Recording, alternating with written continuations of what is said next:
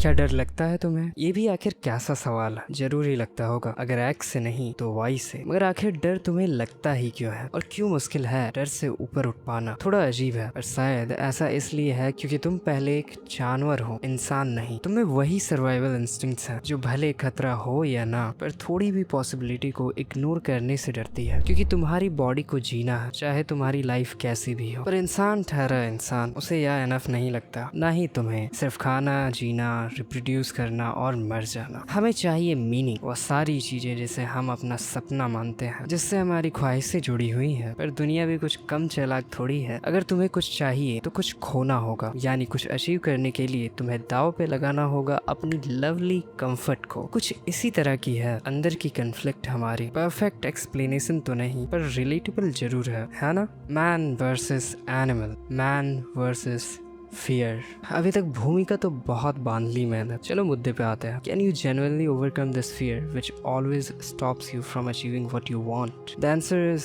No, you can't. Fear यानी डर तुम्हारे जानवर होने का सबूत है। This tells you that you are just a living being as other animals. डर के फायदे तो बताने की जरूरत ही नहीं है। हमें मालूम है फ्रॉम बायोलॉजी क्या हमें तरह तरह की थ्रेट्स से बचाती व अलर्ट करती है, मगर साइकोलॉजिकली डर हमें एक हद के बाद पैरालाइज कर देता है, जिससे procrastination, social anxiety and hyper awareness जैसी प्रॉब्लम सामने आती हैं। Yes, You can't fix it, but you can manage it. But how? क्योंकि तुम बस एक जानवर with instincts नहीं, तुम एक इंसान हो with self awareness and the capability to reason things. तुम बात कर सकते हो अपने डर से। पर wait, यहाँ ठहरने और थोड़ा सोचने वाली बात है। तुम्हें लड़ना या आर्ग्यूमेंट नहीं करना है, ये टेड टॉक नहीं है। जरा सोचो, अगर तुम्हारे अंदर दो फोर्स है, एक एनिमल और एक human, in one single house, that is yourself, सबसे लॉजिकल सोल्यूशन क्या है? कन्फ्लिक्ट या बैलेंस? तुम्हें एक्सेप्ट करने की जरूरत है दोनों को, सिर्फ तुम्हारी भीतर की उस लॉजिकल और मोरल आवाज की नहीं, बल्कि उन इंस्टिंक्ट्स की भी। You have to treat your animal as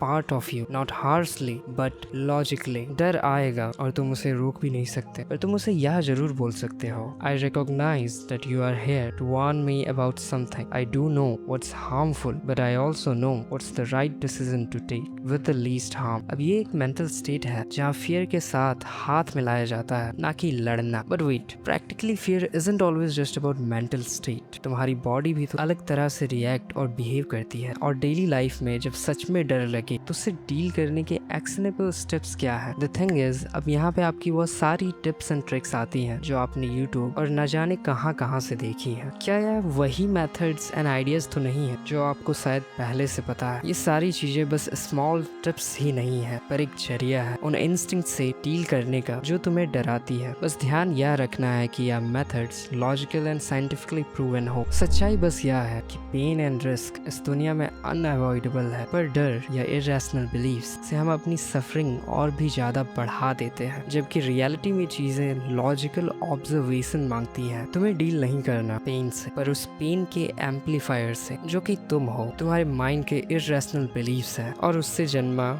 डर है। ये सारी डेली लाइफ की प्रॉब्लम्स जैसे प्रोक्रेस्टिनेशन, परफेक्शनिज्म, सोशल एंजाइटी बिल्कुल अलग अलग नहीं होती, इनका एक सेंटर होता है। जैसे इन प्रॉब्लम्स का रूट फियर है, हमें जरूरत बस किसी एक मेथड या ट्रिक की नहीं, या बस एक फिलॉसफी की नहीं, पर उसके रूट काउज से लेकर उसकी प्रैक्टिकल एप्लीकेशन तक समझने और जानने की जरूरत है। एंड कोई वीडियो एनफ नहीं होगी जब तक आप चीजें खुद से अप्लाई ना करो। आपने जान लिया यहाँ से? Now apply that 5-minute rule to any task you fear and avoid. If you feel uncomfortable, remember that it isn't you, it's the animal whom you have to pet.